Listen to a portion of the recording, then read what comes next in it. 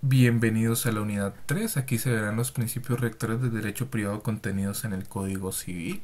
Ya vimos lo que es un principio, entonces no vamos a explayarnos más sobre esto, ya se mencionó en las dos unidades anteriores. El primero es la igualdad de todos los seres humanos frente a la ley. Este básicamente es el desarrollo que hace el Código Civil del artículo 13 de nuestra Constitución. ¿Por qué? Porque el artículo 13 nos dice, todas las personas nacen libres e iguales. Nos dice todas las personas.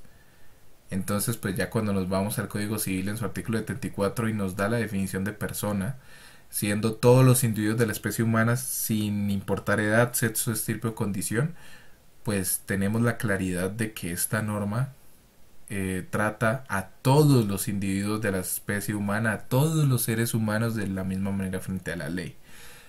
Contrario, por ejemplo, a conceptos como ciudadanía y demás, pero eso se verán en otras oportunidades, ¿no?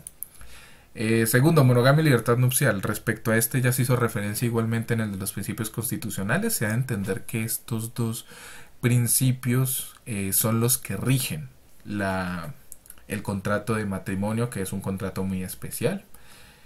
Monogamia, ¿por qué? Porque, pues como dice el artículo 113, un hombre y una mujer se unen para vivir juntos. Obviamente, pues ya entendimos que son dos personas y por eso se habla de monogamia.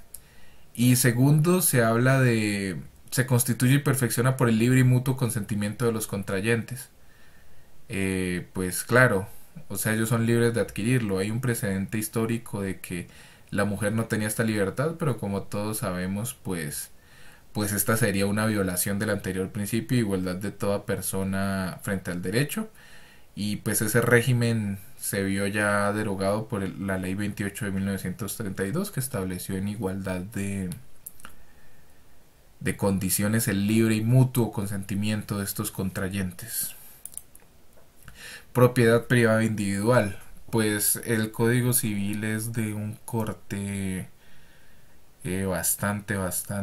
bastante privatista, si se quiere pensar, que establece a la institución de la propiedad privada libre de cualquier suerte de vinculación. Cada persona puede ser propietaria de todos los bienes que adquiera, puede disponer libremente de dichos bienes y ejercer su derecho de la forma que mejor considere. El artículo 669 del Código Civil definió el derecho así: este derecho a la propiedad privada individual, así el dominio, que es el derecho, como se dice, el derecho real por excelencia, que se llama también propiedad, es el derecho real en una cosa corporal para gozar y disponer de ella arbitrariamente, no siendo contraria a la ley o contra el derecho ajeno. Esto, por supuesto, está conectado a un precepto constitucional, que es el artículo 58 de nuestra Carta, que habla de que se garantiza la propiedad privada y los demás derechos adquiridos con arreglo a las leyes civiles, lo cuales no pueden ser desconocidos ni vulnerados por leyes posteriores. Esto es una aplicación del principio de legalidad, que a las situaciones que surjan antes de un determinado tiempo, pues se les aplicarán esas normas y demás. Cuando de la aplicación de una ley expedida por motivos de utilidad pública o interés social resultan en conflicto de derechos de los particulares con la necesidad por ella reconocida, el interés privado deberá acceder al interés público o social. Nosotros pues también vimos en derechos constitucionales la primacía del interés general, entonces aquí estaría un ejemplo. Eh, Finalmente, pues por el corte social de derecho que tiene nuestra Constitución, pues la propiedad es una función social que implica una carga de obligaciones. Entonces ese sería este principio. Este principio, ¿cómo se manifiesta? O sea, ¿en qué se traduce? En primer lugar, en la libertad de producir y adquirir bienes de cualquier clase. Segundo, la libertad de comprar o contratar fuerza de trabajo. En ¿qué? En ese orden de ideas, pues podemos ver que esta libertad está dividiendo a las personas en dos clases sociales opuestas, que son los propietarios de los medios de producción y los trabajadores, es decir, los capitalistas, y los que están desposeídos ya de cualquier bien. por el fuerte corte liberalista de, de las doctrinas del siglo XIX, por supuesto, ello se, ¿qué? Se constituyó en una concentración de riqueza en muy pocas manos, y en ese orden de ideas, pues la lógica de las garantías jurídicas están orientadas a proteger al que más poder económico tenga. Esa es la razón de que este principio esté arraigado tanto en nuestro código. Listo, libertad contractual y negocial. Este principio implica la libertad que tenemos las personas para celebrar mediante nuestra propia voluntad toda clase de negocios o actos jurídicos. Esto es muy importante para los contratos, para los negocios, pues porque